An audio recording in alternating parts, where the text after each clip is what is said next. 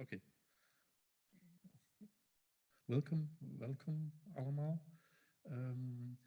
For this online session for the lecture of Petra Blaisse from Inside Outside. Later, my colleague Freddy Flore will introduce her. Most of the talk will be in English, some of the talk will be in Dutch, especially for the first year bachelor students, which are plenty here, I guess, or are still at another place. We are also streaming it online, so perhaps they are there. Zo vooral een welkom aan de studenten van het eerste jaar, die pas begonnen zijn en die eigenlijk met heel veel zijn. In die zin dus dat de inschrijvingen hebben geboomd dit jaar. En in Brussel in architectuur is er 13% meer, zijn we nu met 95 studenten. Interieur is gestegen naar 30 studenten. In Gent hebben we een toename van 26% naar 310 studenten. En bij interieur een bijna verdubbeling van 60 naar 100 studenten. Dus er zijn heel veel nieuwe ingeschreven. Dat geeft ons natuurlijk heel veel kopzorgen rond de infrastructuur, maar we zullen dat proberen op te lossen. Dus een beetje geduld. Welcome to all new and re-enrolled master students, especially the international students, which helps us to make an international campus and helps us to make a quite diverse group of students and to interact with in our education in master interior urbanism and planning.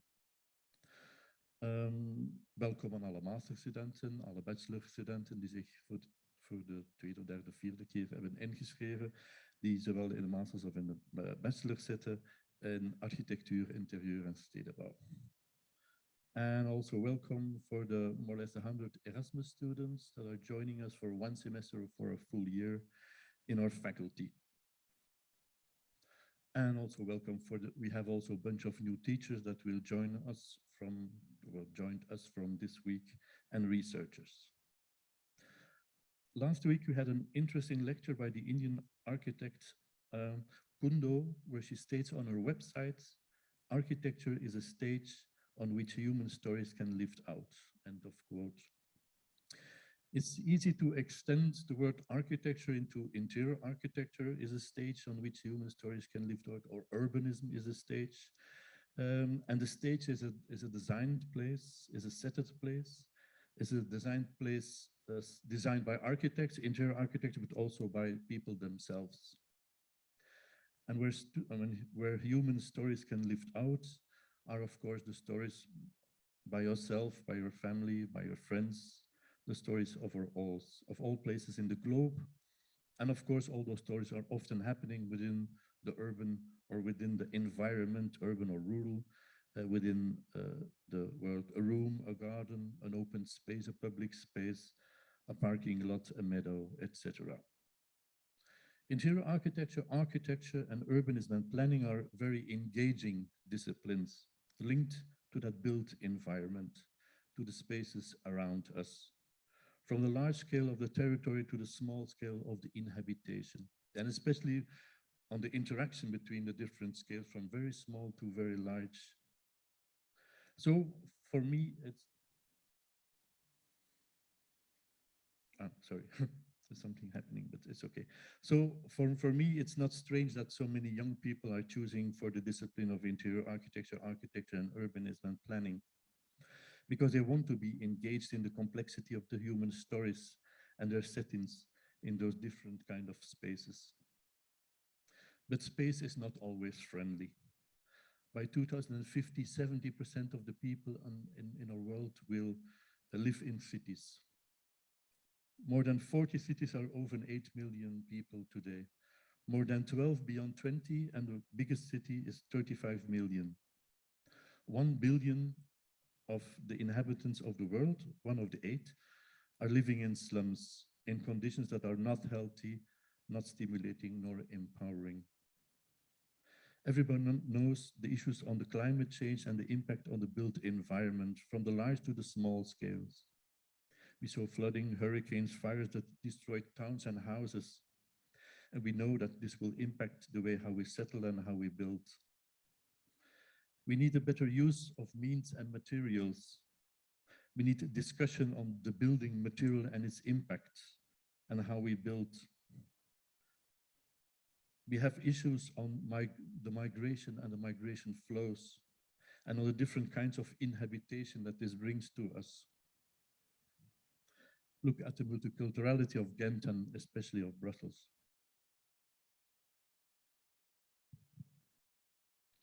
The United Nations made what they called the Sustainable Development Goals as an important target for the world. They address future challenges around climate change, migration, inequality, degradation of the environment. A large part of those SDGs are very much linked to our discipline of architecture, interior, and urbanism. So this will impact the way how we have to teach and the way how you have to learn. But at the same way, it's very interesting to look at it in a kind of experimental way, an exploration way. The future is uncertain, not known. Numerous local and global transformations are occurring in an increasingly rapid pace, changing how space is produced, inhabited, imagined. These new environments are reshaping our discipline, so we need different strategies and different educational strategies.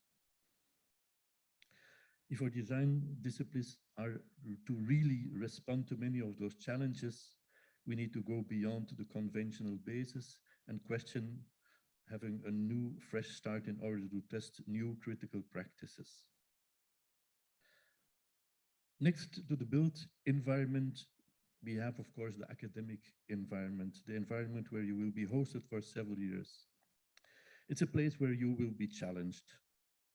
Our ambition is not to prepare you to say what we want that you say, or what you have to say, or what you have to design. We still work with one of the statements of our former dean, Dag Boutsen: learn, unlearn, relearn, and take yourself a position in the discipline, in the design, and in life. Vooral in het eerste jaar bachelor is dat wennen. Die learn, unlearn, relearn heeft vaak niet zoveel te maken met de manier hoe dat je onderwijs hebt gekregen in het middelbaar onderwijs. En omdat de verantwoordelijkheid vanaf week 1 bijna bij uzelf wordt gelegd. Waarbij u moet leren werken, leren denken, zeker in ontwerpateliers binnen een bepaalde onzekerheid. Uiteraard wordt er feedback gegeven, gaan we in dialoog. Maar binnen de architectuur is niet zomaar alles juist of fout en kunnen we geen klaar pad geven. We kunnen niet zo simpel de dingen aan elkaar assembleren. Dus je zult vooral worden uitgedaagd binnen een artistieke attitude van experimenteren en exploreren. In het begin is dat lastig, omdat het anders is, maar op het eind zul je een reeks van skills en competenties hebben om op een creatieve manier ruimtelijke complexe problemen aan te pakken. In the faculty, we believe in the agency of architecture. Educational programs should tackle disciplinary and societal challenges.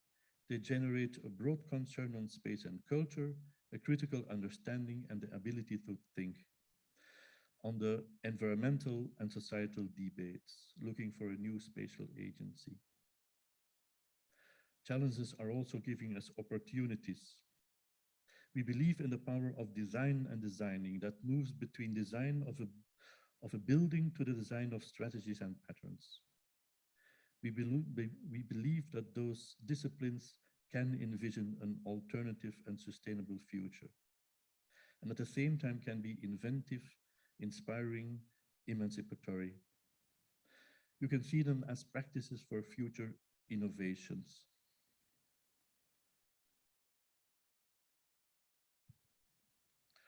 All those challenges seem heavy and dark, but it is not.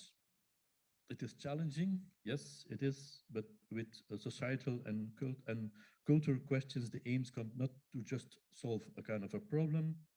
Every design is a search for endless variations, looking for the possibilities of light, material, space, where you can move across scales of inhabitation of the interior and the inhabitation of the landscape.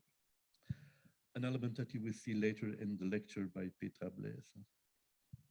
So you will see that architecture, interior architecture, urban design planning can, while taking into account the challenges of today, can still behold a poetic dimension, a dimension of wonderment and surprise. As, quoting Kundo again, a stage in which human stories can live out. Finally, I want to express the need of the student participation. I don't know if you know STAR. STAR is the Studentenraad Architectuur, and is a very active. The new student dean is Piet Metten. And of course, there are other students. So it's very important that students are in the different boards, in the different discussions on education and on the elements of the faculty. It's also important that because now for the moment, no international students is member of STAR, only Flemish ones, it's important also that international students come into that Studentenraad, this student advice council, and from there out put their concerns on the table towards us. Next to that, you have two student associations, Studentenverenigingen, Cement in Brussels and ARCAM in Ghent, where they're both active. ARCAM, I think, is quite new, but they're also, it's interesting that you could see what they are doing and trying to join some of their activities. So I want to wish you good luck for this year, for the academic year, and I will give the word to Freddy Fleuret, who will introduce Petra.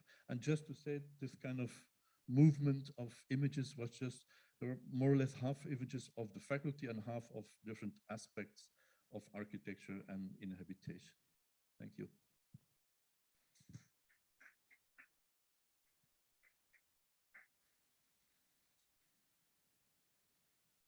Okay, so also from my side, good evening to all students, colleagues in Ghent, in Brussels, and many other locations.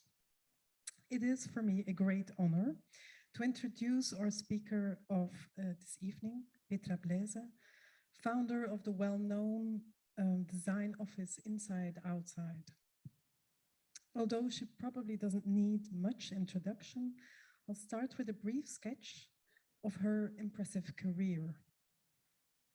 Petra Blaisse grew up in England, Portugal, Austria, Sweden, and the Netherlands, and studied arts in art schools in London and Groningen. She started her career in 1978 at the Stedelijk Museum in the Department of Applied Arts.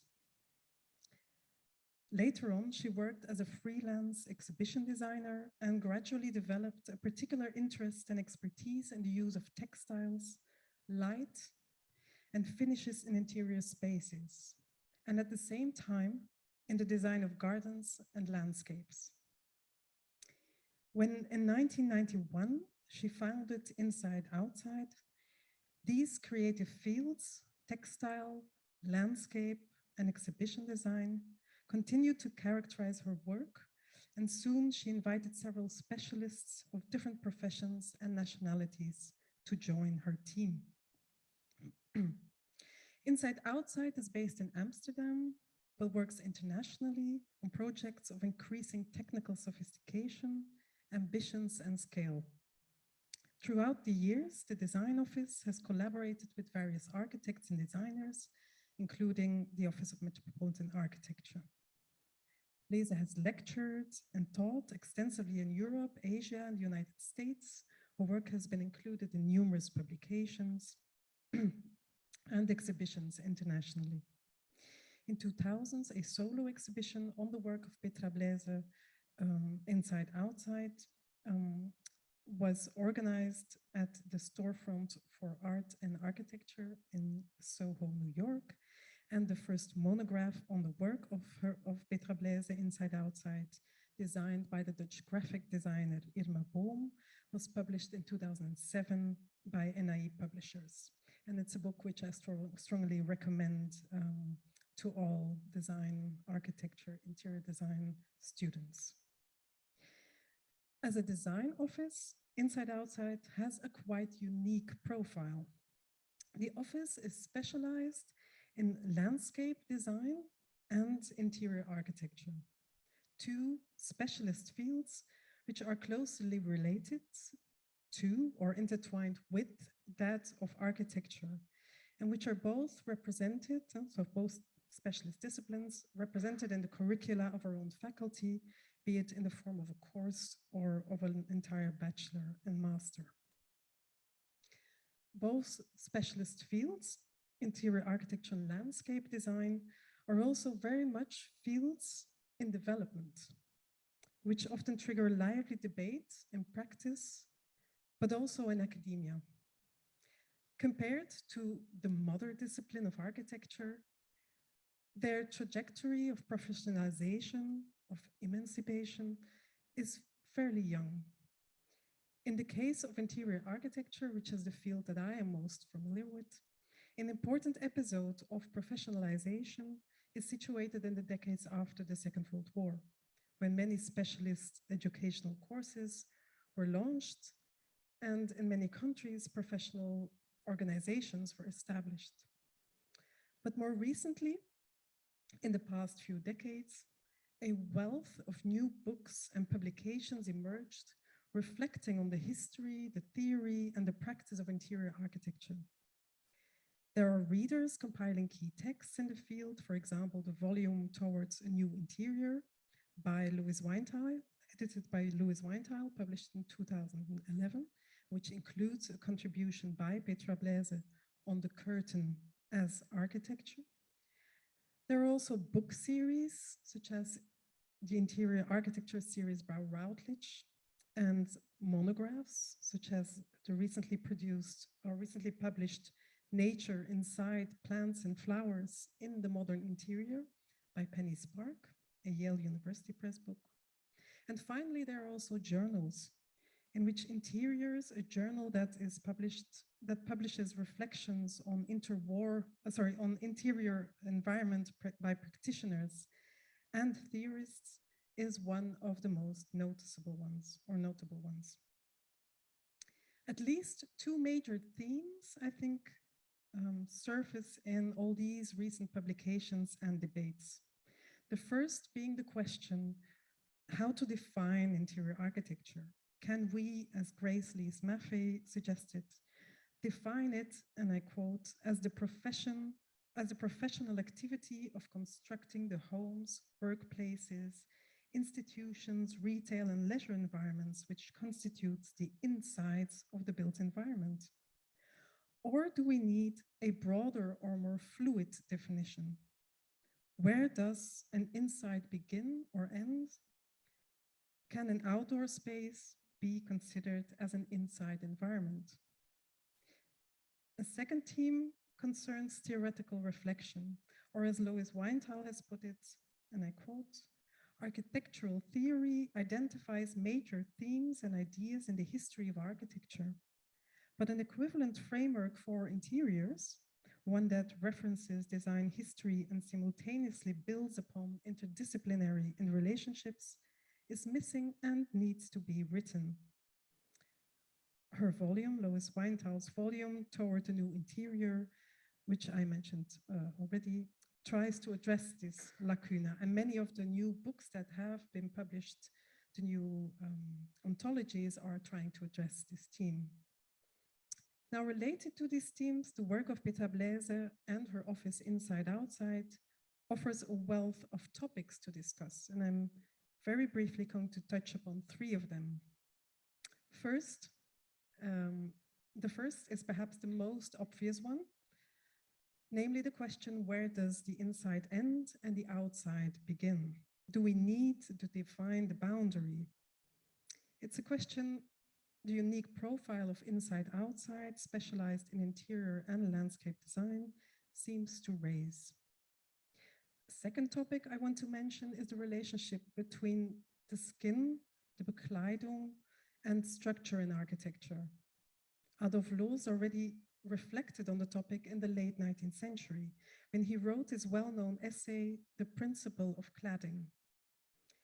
The architect's first task, he said, is to provide a warm and livable space, and he sketched the image of an architect who spreads out and hangs carpets to fulfill this task. The architect's second task according to Loos, is to provide structure behind the carpets for support. In other words, the conception of the interior atmospheres comes first, and the role of the skin, of cladding, of Bekleidung in German, therein is primordial. The work of Blaise and Inside Outside explores and re-explores these relations between skin and structure through practice. Their contribution to the Casa da Musica building in Porto, designed by architect Rem Koolhaas and OMA, is a most interesting example. Blaise herself reflects on the project in the essay The Curtain as Architecture. The text not only gives us most valuable insights in how the design and construction of the project developed, it also invites us to reflect on how skin and structure can relate today, and on the most varied potential of textile as an architectural material. And the third and more general topic, I think, that surfaces in the work of Blaise and Inside Outside is that of architecture as a collective effort. Last week, the Flemish Architecture Institute organized a conference on women, design and heritage, and also in that context, it was repeatedly underlined how important it is to steer away from the idea that a building being the fruit, to steer away from the idea of a building being the fruit of one brilliant author or creative genius. In most cases, including many well-known historical examples, architecture was or is the result of a collective effort, a collaboration between several or even many creative minds and makers in different positions and with different specialisms and tasks. Studying and discussing the work of these different creatives, and in particular the way they interrelate, as Blaise does in her essay on the Casa da Musica, is in this sense fundamental to get a better understanding of architecture at large. Also tonight's lecture, I'm sure, will contribute to these insights. And so before I give the floor to our speaker or guest of tonight, I would like to mention that afterwards there will be a Q&A, and you all, so the people in the rooms and the people online attending the lecture, will get the opportunity to raise questions. And those online can use the Zoom chat or the Zoom dialog box to ask questions. And so without further ado, I would now like to give the floor to our guest speaker of tonight, Petra Blaisse.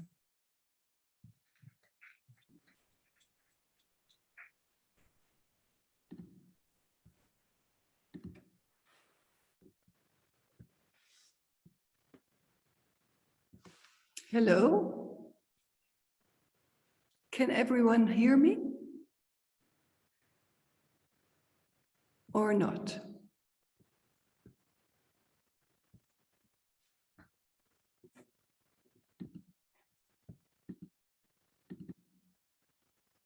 Do you see my screen?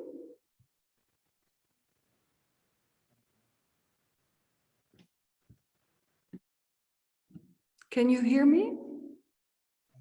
Ja. Kan jij ons horen? Petra? Ja, ik hoor je vaag. Petra, we can hear very well, but we have a problem with the screen at the moment, so we cannot see you, but only hear you. It says here, I'm screen sharing. Yes, we see you now. Hello. We see your screen and everything. Very welcome again to our faculty. And if you can hear us well, you can start your lecture. Yeah, I see it move on the image I have of your space and your guests, the listeners. Okay. But we see your screen, and it starts with your first slide, so it's perfect like this. So shall I start my talk? Please. Okay. Good evening, and so nice to know that people are looking. And I'm very honored I'm asked, and I'm so sorry I couldn't be there, but I'm in the middle of a deadline project in Zurich, in someone else's studio. And so I'm going to tell you a few stories about us. And this is more a symbolic image of what was just, thank you for the introduction, by the way, it was very nice. To show that we are many different disciplines in my team. This is the current studio we have in Amsterdam. This is a bit what it looks in the design. I think the images in your place are slower than my text, but I hope it's going to be okay. So we have about 12, 14 people at Inside Outside, specialized in landscape exhibition and interior. And we have, of course, a space full of tests and samples and tryouts, and a whole wall with test material of all the curtains I've ever made for public spaces and private houses. And these tests are really an enormous, important collection of ideas, because all these tests are never the final product. It's everything that leads to a final product. We work quite internationally, but that also means that in our work, we are very dependent on climate. Climate both inside and outside, of course, humidity, temperature, wind conditions, and of course the human interaction.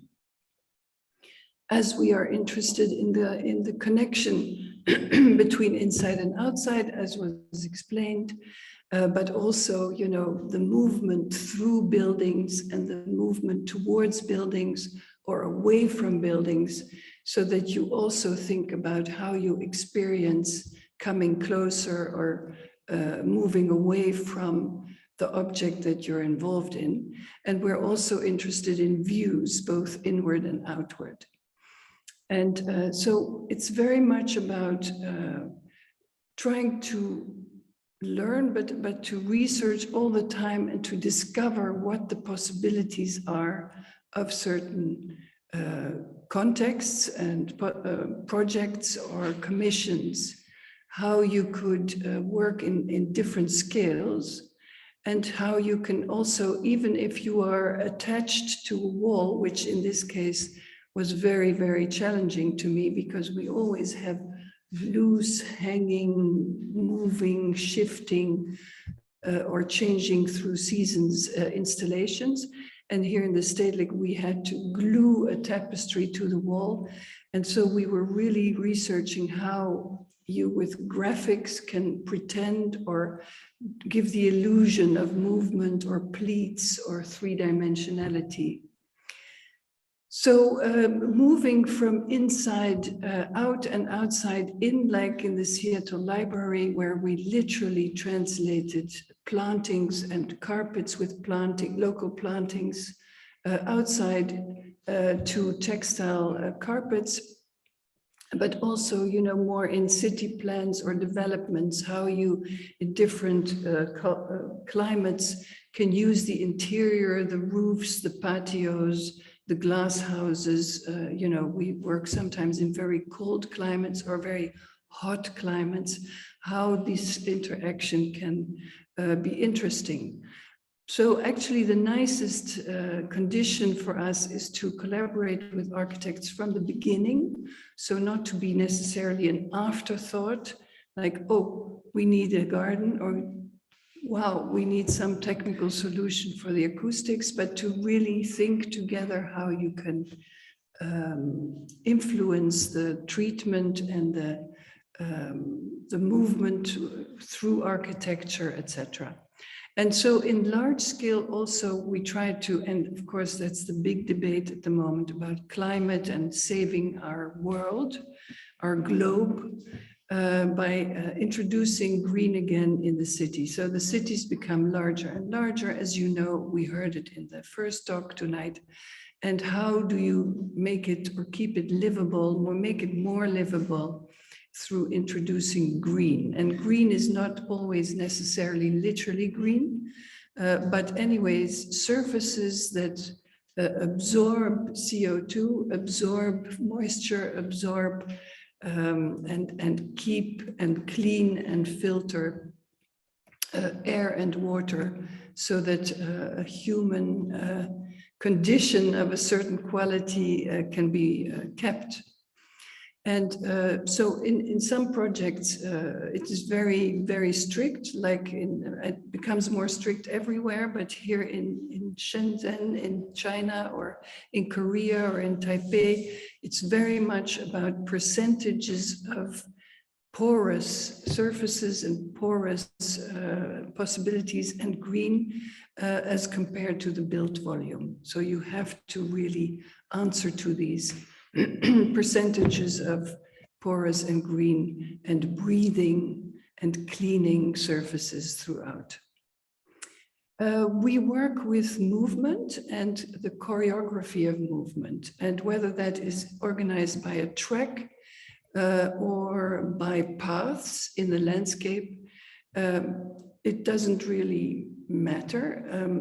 One is, of course, an object that moves through space, but that influences also social movement, social interaction. And a path classically is something that is used to create environments or experiences through a landscape. And whether this path is literally followed or actually is symbol for a possible trajectory that you can choose for, so that you would have an experience, although you could also do something else, that depends. But what is also interesting to know is that a path creates environments and creates spaces or rooms that are, different and that are created by the paths. A curtain, if I talk about emancipation, it started already with the dance theater in '86, but later, especially in the Kunsthal, where a curtain is creating a space loose of the architecture. So not being obedient to the architecture, but, you know, shaping its own room. And in this particular case, the curtain also has integrated speakers, so the sound also comes out of this curtain, and it's also acoustically absorbing, so that you create a very intimate space. So in this case, it's an exhibition. In this case, it's in Qatar, creating an auditorium in the National Library there. I'll tell you more about that. This is in the Banco Popular in Madrid, or in the Local in Tilburg. Curtains are used to, in this case, a restoration project where the curtains are used to create flexible, usable spaces without too much, without, you know, actually changing the beauty of this early 20th century train repair workshop, which is all steel and glass. Or here for Harvard, to create, you know, being asked to create a separation between two halves of a large space so that it's more efficient. And instead of doing just one layer, we created a room of textile that you can use in different ways, open or close, etc. And what we discovered is, if you work inside and outside, is that outside, especially in public parks, sometimes, or protected areas such as schools in Israel or something, you have to create fences, and that these fences are also something you could invent in a curtain-like way. So they have shapes and they meander through space, for instance. Like here, it's in the park in Milan, it ignores the logic of the garden. It goes like a curtain, flows through the park, and therefore is a social, because there are seats inside, but also much more friendly way of separation or protection. It's also a social tool because people can sit on two sides. So it's completely the question, what is inside and what is outside? And in Israel, we used the pergola and the berceau to create a security fence around a very large space in just outside Tel Aviv. But it's also really a security tool according to the regulations. So it makes a security tool not an ugly, repressive or, insulting object to whoever, but it's an invisible part in a much more friendly and inhabitable space. So creating places and creating environments is what we do, and whether it's outside or inside, whether it's in the form of a garden that envelops a house like a carpet, or that planted with flowers, or whether it's a roof garden completely designed as a kind of friendly, elegant interior, but is actually inhabitable by the people who work there. In this case, 10,000 people working at the Shenzhen Stock Exchange. And they use this roof garden, which is here in the making, as you can see, for everything, meetings and cafe and sports and everything. Then if you think about the vertical element of our work, we're also about screening, but screening always with openings and kind of filtering light or filtering sound, filtering the sunlight, or also filtering the view, as here in the synagogue in Amsterdam, or creating a kind of privacy, but always letting the light in. This is then in an exhibition for the Luma Foundation in Zurich, where we created walls, but they're not really walls. They are structures enveloped in plastic, and you can hang, of course, the paintings and the artworks, and you see the front and the back at the same time. Here we have sun screens that also communicate the fantastic bird inhabitants of Madrid, etc., etc. So curtains and nature and sometimes the architecture itself or a bridge are used to let in light or to give the absolute feeling of space, other space, further space, continuous space, everything not to get very claustrophobic in any way. And in reflection has also a very important role in our work, because there, as you have also heard in the introduction, you soften or you take away the whole idea of boundary. What do you mean inside, outside? It flows in and out depending on the time of day, of course, and when you are there and where you stand. So reflection is an enormous important element. And of course, we work with finishes, and so we always research materials that create atmosphere, but also acoustic effects or represent a history of a city like Porto, where they have an enormous tradition of tiles on the outside of buildings, inside a building, telling stories, or whether it's textiles or brushes, etc. So techniques and the study of materials and what they can do and what you can do with it and how you can manipulate them and what kind of role they have is what our work is about. And that is also the first booklet that came out with the exhibition at Storefront. It's also showing on the cover all the verbs of what we do, like folding, cutting, knitting, planting, knotting, filling. So all our work is about physical verbs of doing and studying possibilities of here in Dahan in Saudi Arabia, in a big auditorium building by Snøhetta. We really felt like making a curtain that would pick up on this whole crystal language that Snøhetta used in this auditorium.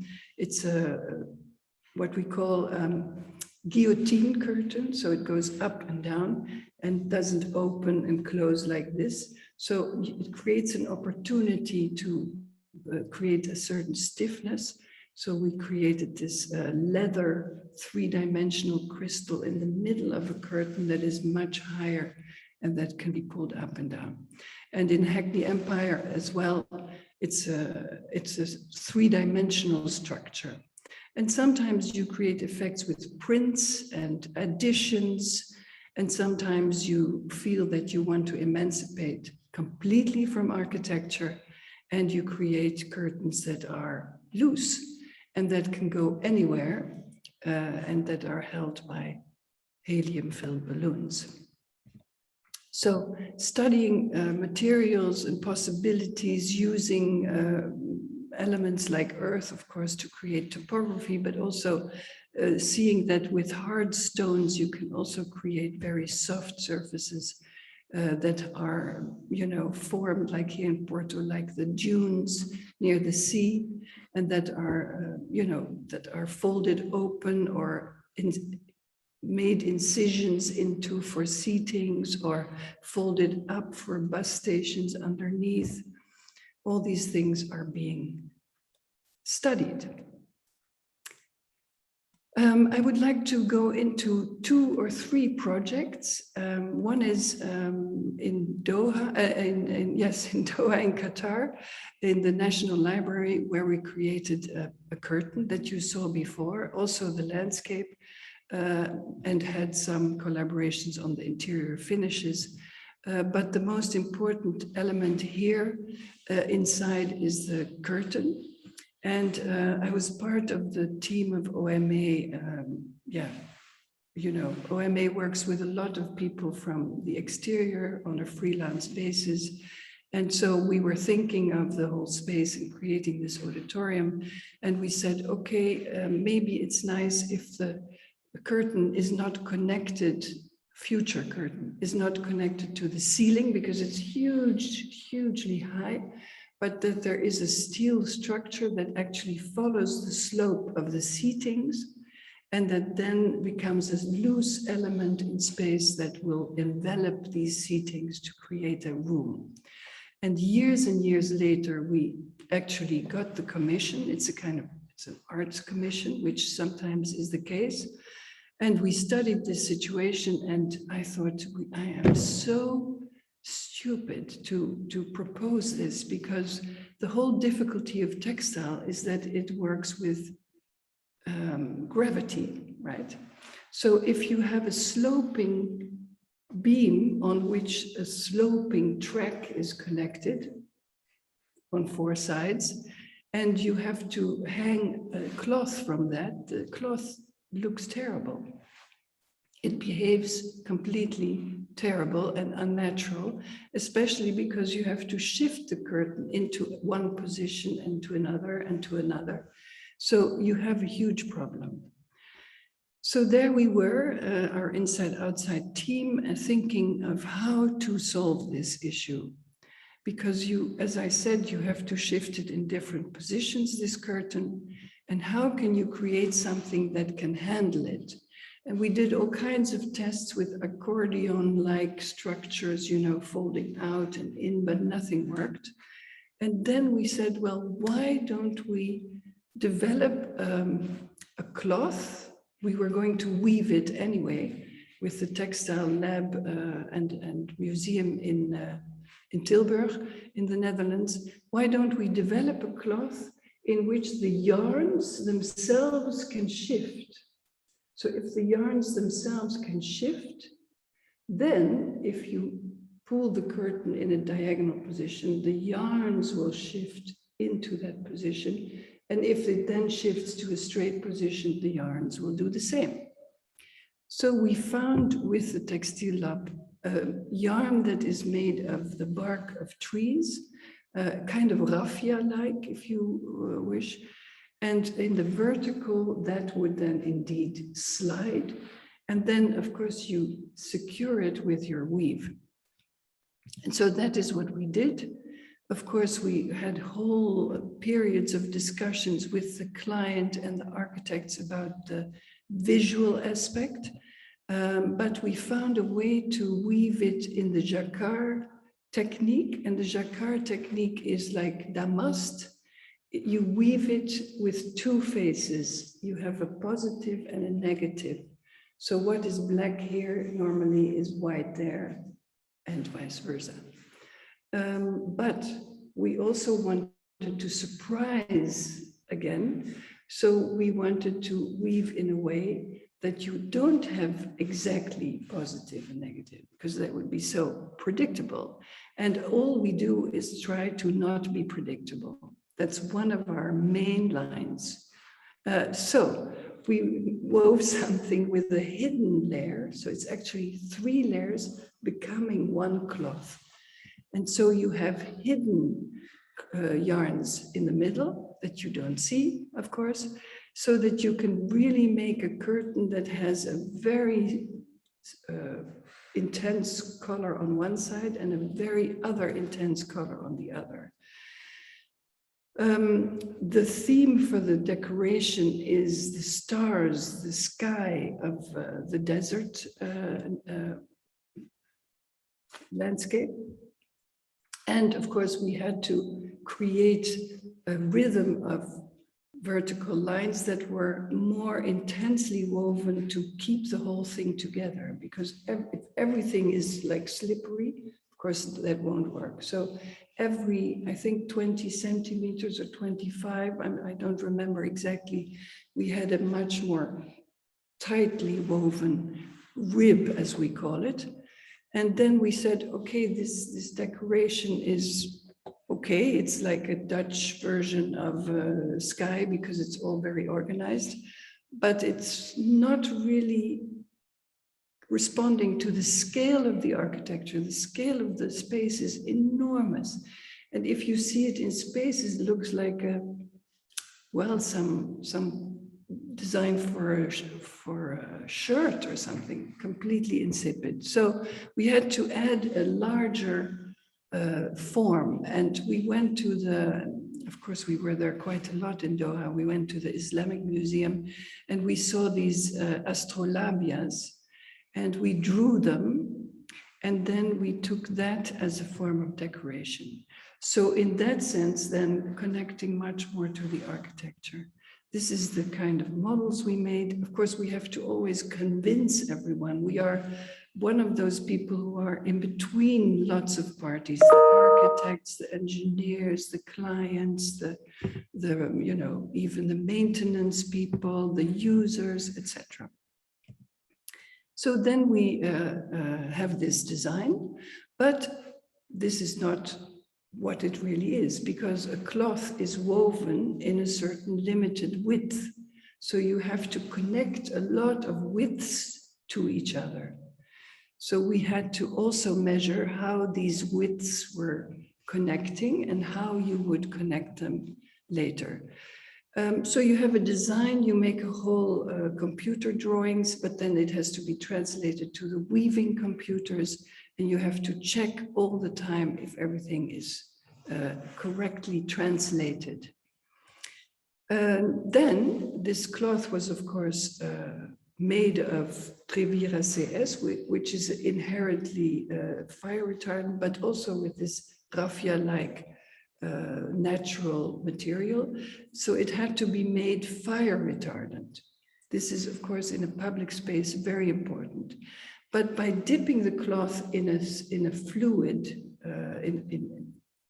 in fluidity, it behaved horrible. It became all bumpy and horrible. So with the textile people, we had to develop frames in which each band of cloth, when it was wet, is stretched and then dries in a stretched position.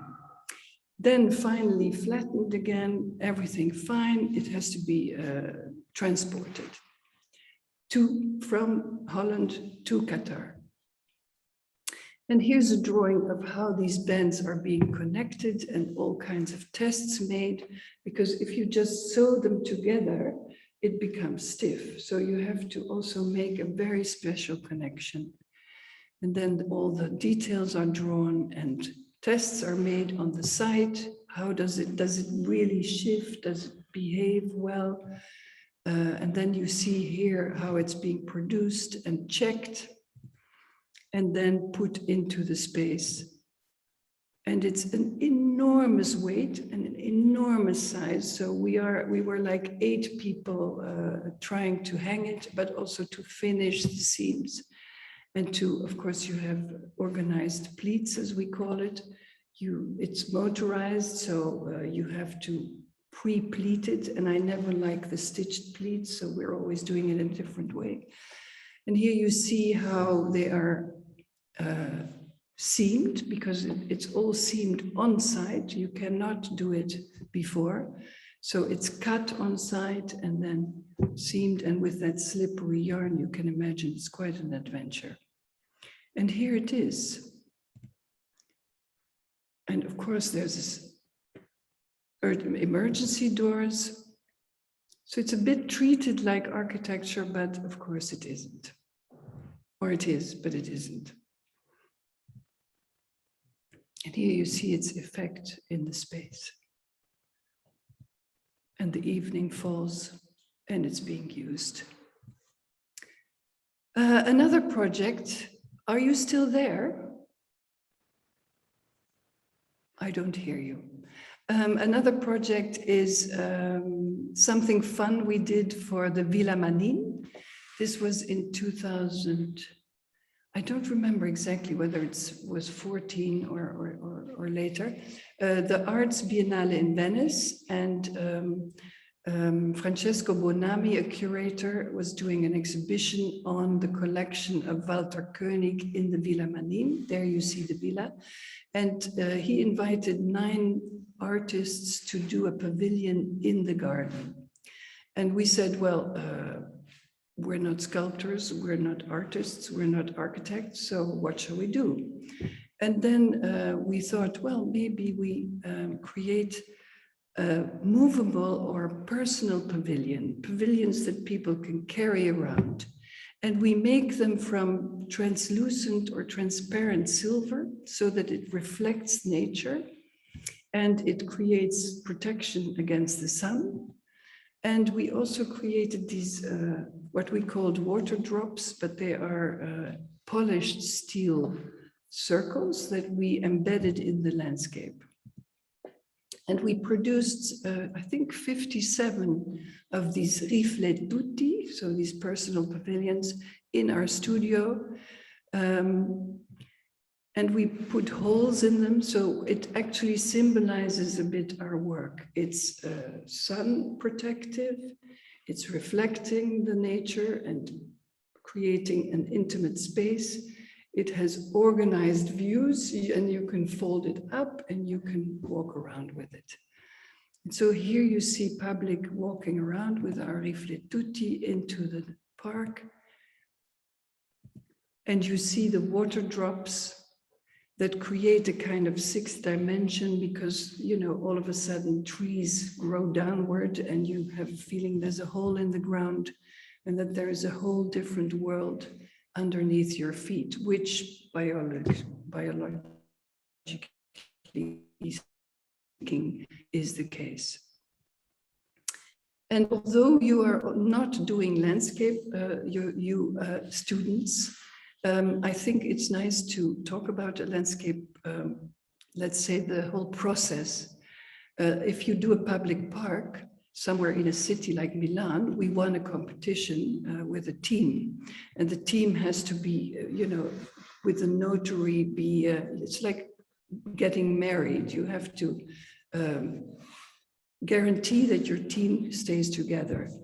And so we developed an idea for this public park together with our team, Michael Moltzen, Mirko Zardini, Irma Bohm, Piet Oudolf was going to do a certain planting typology and some landscape engineers. We developed a park that, as they asked, was super connective. So paths were really straight lines connecting different areas with one another. And views, of course, very important, but also, you know, not literally a street to a street or an area to an area or the station to the fashion area. It's near the Stazione Garibaldi, but also to further away places like mountains or cathedrals. And as we wanted to symbolize here, it's not about a flat surface, it's always very three-dimensional, a landscape, not only because you create it, but because there's in a city a lot of infrastructure going underneath. So parks are also made to cover infrastructure, to make it a livable crust, but actually it's also creating a porous surface and an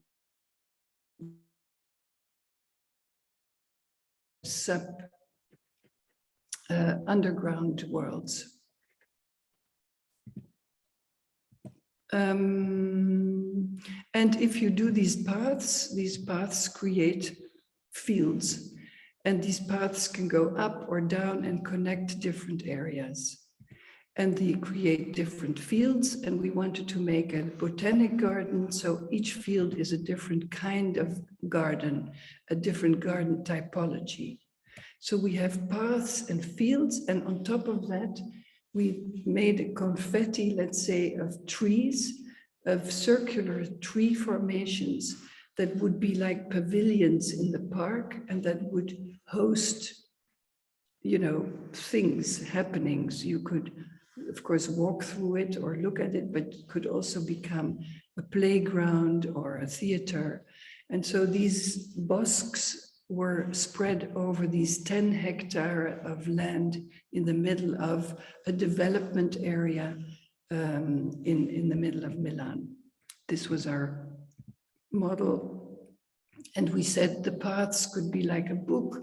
The paths could have letterings and explain about the botanic content of the park, so people would also learn. It could be poetry or itinerary. So the paths would, and that's where Irma Boom came in, that she would be the lettering, the graphic designer, not of boards or something, but of the path itself. And so here you see collages that you make in your competition to convince the jury that you have a great idea. And we won it, which was a big surprise. And that was in 2003 that we heard that we won it, and we were very honored. And then we didn't hear anything for 7 years. And we called the commission and said, well, and the municipality, we haven't heard from you, so do you think it's ever going to happen? Yes, we were just going to give you a contract. And then we looked at the site again. And this is why I'm telling you this, because it's not really a tabula rasa. It's a space that had a lot of construction sites and you know, storage of building materials. And of course, the ground was totally polluted. And we made this drawing where you see the infrastructure underground, which had to be taken care of. And we made models to understand how the level differences were working and how you could overcome all these underground structures, but also create openings into the park so that or holes down or openings up so that it could also be maintained. And then this is what you get. So you think, oh, I have a vision of this beautiful park, botanic, plants, flowers, but this is what is there. And you have to solve, you have to connect everything, you have to integrate everything, you have to think about the porosity of the ground. You encounter all these, you know, structures again, and this, you know, and these are called pozzetti in Italian. So it's like as if Milan has a complete obsession with pozzetti. So imagine you have to create this park all around. But we kept believing that we could make a park where everything was possible. So finally, we got a contract and we had all these meetings, you can imagine, with the developers and the municipality and all the different parties. And we had to be more and more precise and fit into a budget and simplify things and have less variation, etc. And we chose all the trees. And I'm going very quickly because, of course, otherwise this story is much too long. But we are now going through 10 years of development, from the first talk about a contract until the real, realization of the real park. So we go through all these phases, we get endless criticisms of what needs to be. We had so many talks that we had to really make collages to remember where we had to adjust something. Oh, it has to be a dog garden. All right, and it has to be this and that and so on. So we worked day and night and we got completely exhausted. And then it has to, of course, be a tender and everything. So we had a local landscape architect, very important, Franco Giorgetta and his daughter. And they helped us with a lot of things because they knew everyone. And so during tender and during this whole cleaning of the soil, because it was very polluted, and the first buildings, here's Mr. Giorgetta on my side, and here's the final tender contract, and the testing begins, and the choosing of plants, and you see the first movements, hooray, hooray, things are happening. And so if you create such a space, a public space, maybe also in the interior and maybe also in the exterior, you have to have an enormous amounts of different personalities. You have to be fanatic, you have to be inspired, you have to be a diplomat, you have to learn your languages, you have to study a culture, you have to, you are like in all kinds of roles. And I'm sure as interior architect, you will have the same, and I know it from experience, that you are always communicating and learning many different disciplines and cultural informations about, religions and culture and art and allergies against colors, premonitions against certain flowers. For instance, in Korea, we couldn't use white flowers because it's death, and we thought it was birth. And in Taiwan, you cannot use blue or red because it reminds of a political party that nobody wants to be reminded of. So those things you have to learn. But with a lot of patience and curiosity and really, enthusiasm about collaborations, indeed, with all these companies and specialists and maintenance people, but also, builders and carpenters and locals, because you have to speak to local people, what they like and how they would love it, and etc. You come to a certain result, which I'm going through. And so now here is the park.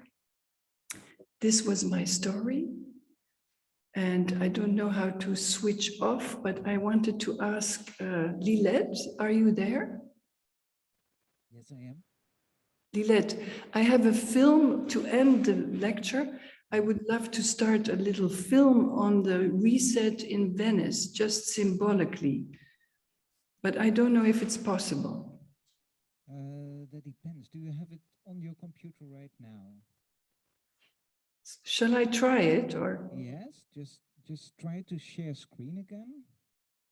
How do I do that? Oh yeah, share screen. And then I click here, and then it should start. Maybe.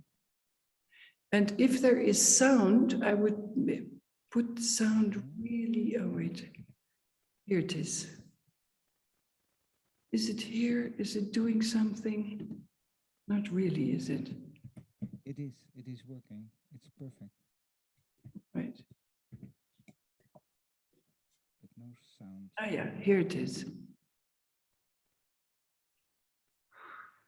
And maybe switch the sound very low or off, Lilette, because otherwise it sounds like a bit hard. Can you put the sound lower? Can you lower the sound?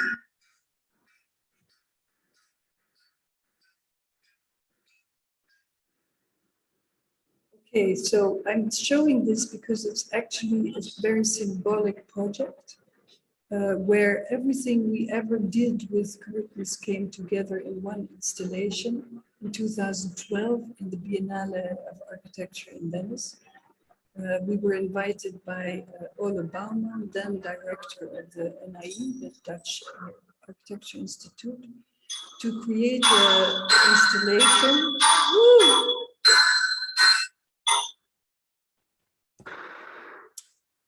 Installation that would symbolize the reuse of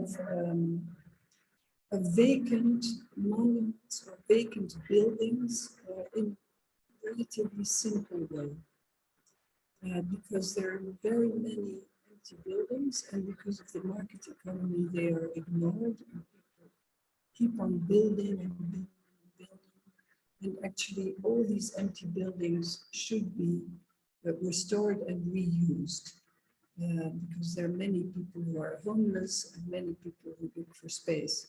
So this is in a relatively simple way. So a piece of cloth, bicycle chain, and a few motors, in which you can see that a piece of cloth can create a certain space. And we created a choreography of 7 different spaces that could be created by this one curtain. And the curtain itself integrates all the elements of architecture: color, colorlessness, transparency, opacity, views, obstruction of views, vertical division, horizontal division, reflection, absorption, etc. And one of the things, statements here was to open up all the windows, take away all the filters, take away all the lamellae so that the sunlight can come in.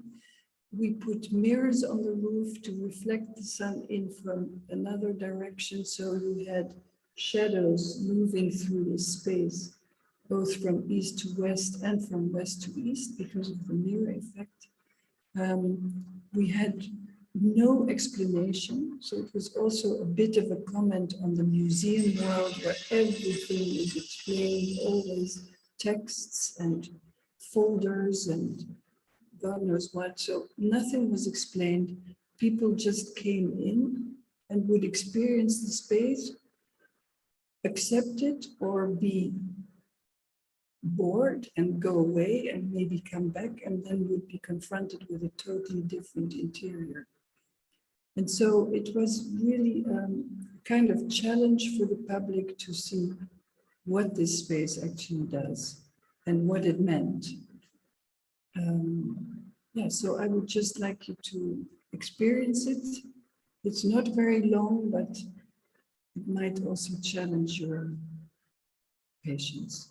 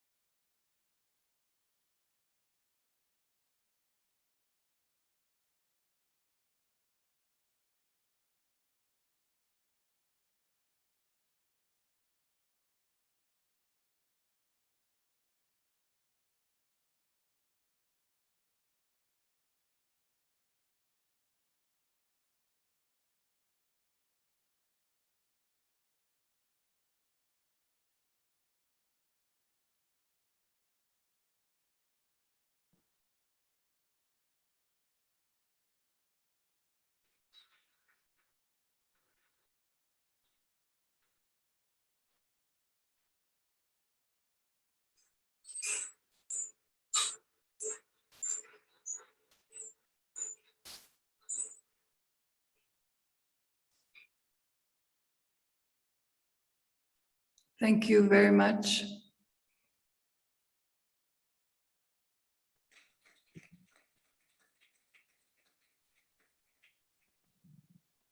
Thank you so much.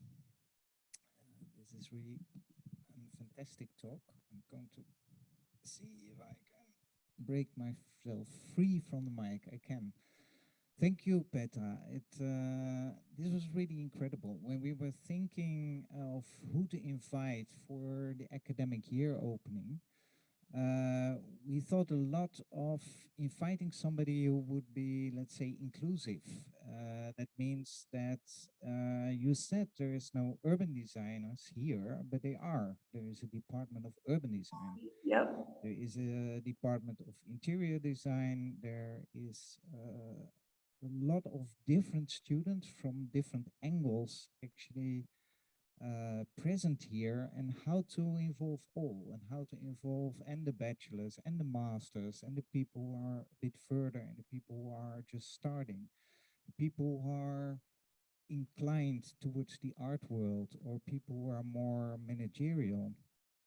Because what we tend to say always, like, you can be so many different architects. When you start here, you start from a certain idea and with a certain background, but where you end in 5 or 6 or 10 years, that can be so many different fields and so many different professions, from having your own small office into working in a very big office where you have a very specific task, or becoming a more artistic field or a more research field. So actually, you covered it all in this lecture. You covered all the scales, and we have 4 different lines of thinking and lines of working in which we call the education for the masters. One is urban cultures. You talked about it. One is about craftsmanship. Well, all the craftsmanship you put and all the interest you have in craftsmanship is incredible. Your story of the yarns and all the details of the materials. We have one that's called legacy. I think you talked a lot about that, and how you covered that field. And the last one is mediating tactics, and that is basically something that I think you are a star in what you were talking about, all those different roles. So thank you for that. Thank you for this enormous overview. We have people here in the room. We have a lot of people online, and we are going to try to also bring them in for questions. Again, you can all use the Q&A. For that, you can also use the chat. I think if you use the Q&A, it's also now on the screen. So there's a lot of thank you going on. People comment that they can hear very well. But are there questions here, or are there questions in the Q&A? So maybe present. Is there something that you would like to add, Freddy, maybe? Can imagine the one who introduced you and who is really into your field and way of working. So please, Freddy, can you stand up, because then also the camera can. Thank you. I'm wondering if I could ask a question in relation to the techniques you use to draw, because I think most of the students are getting familiar with, especially in the bachelor years, with architectural drawing and the typical drawings of the floor plans and the sections. But I think if you are exploring the specific fields of interior architecture and landscape architecture, a kind of new set of, or another set of skills and drawing comes in. I'm wondering if you could say a few words about that. I think you talked a lot about the models and the importance of making models, making samples.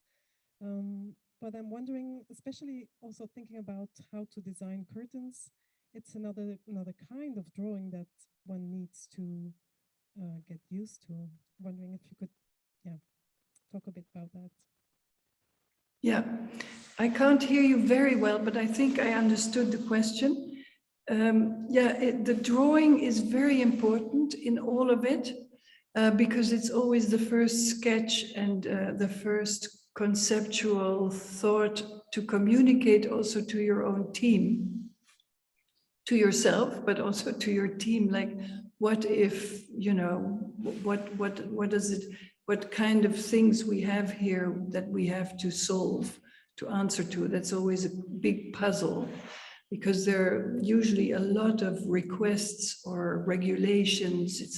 It's like contradictory sometimes.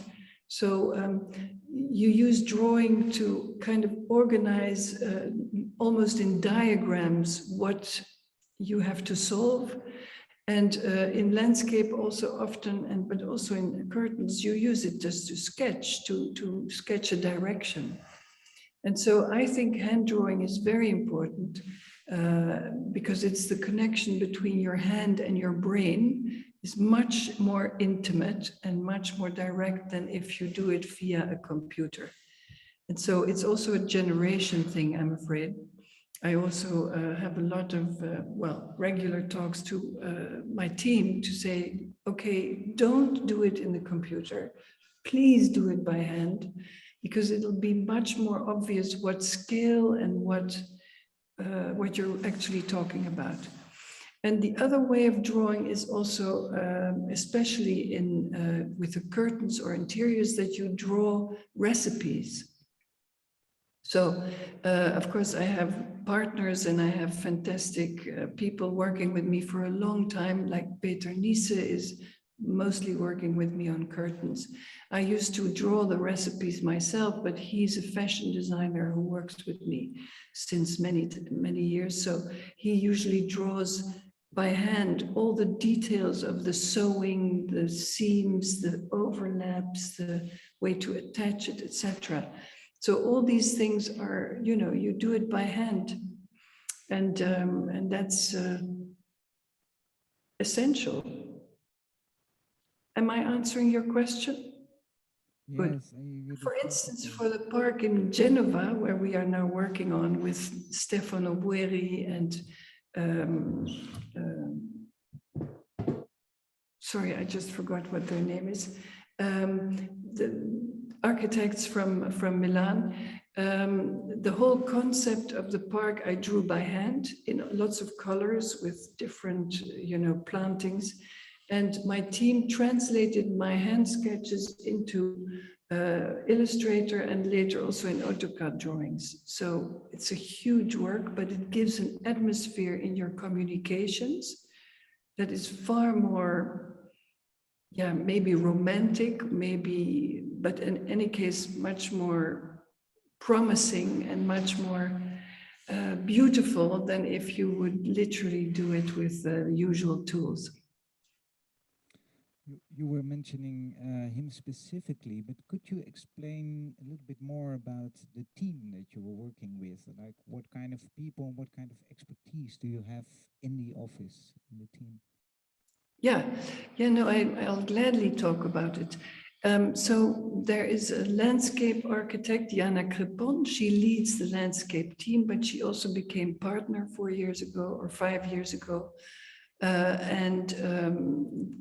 Aura Luz Melis, she's an architect who also became partner 5 years ago, and both had worked with me. We worked together already for years and years. I think Jana was already 9 years with me before she became partner, and Aura worked with me a long time ago for many years and then became independent and came back again because I invited her to work on something. Then there's Petra Blesa, who's originally fashion designer and costume designer for ballet, who came to work at Inside Outside, I think in 2002 or something, left and came back.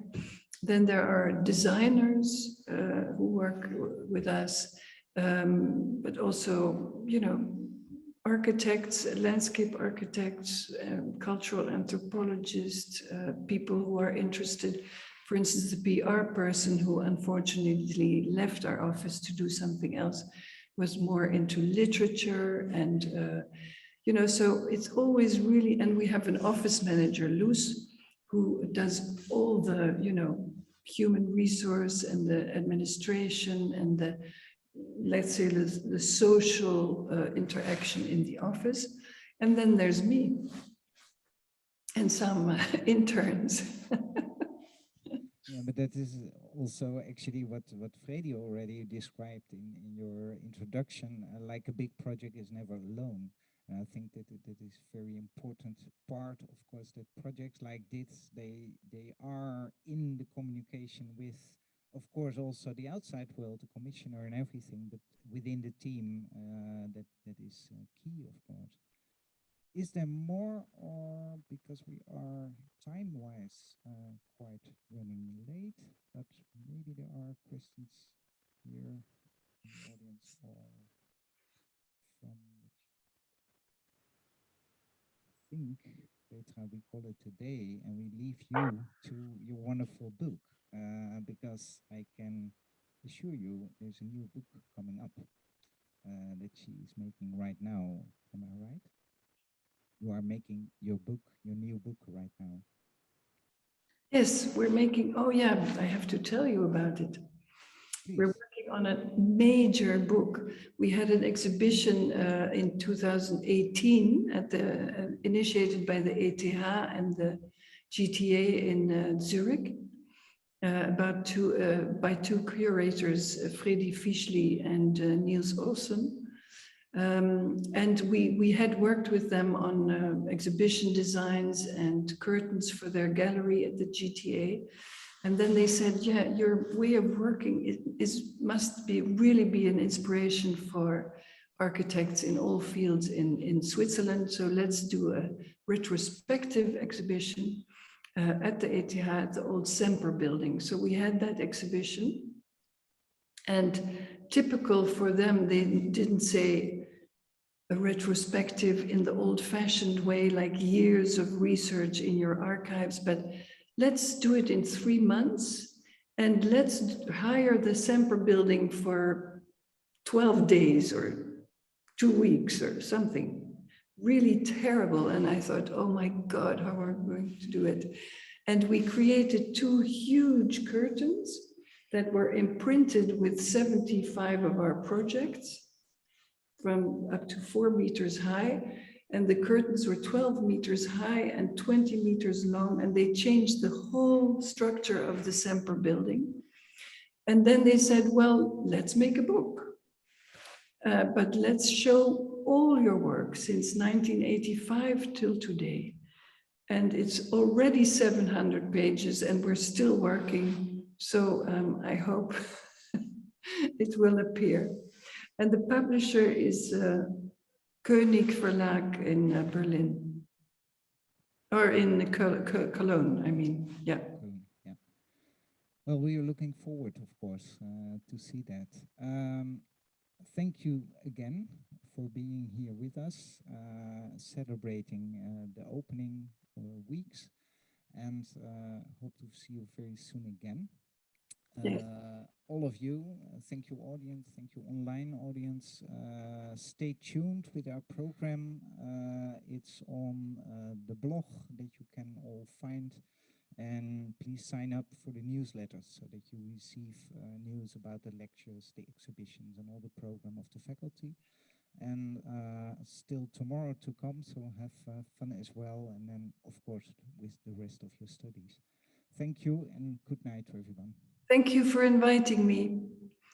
Lilette, thank you, bye.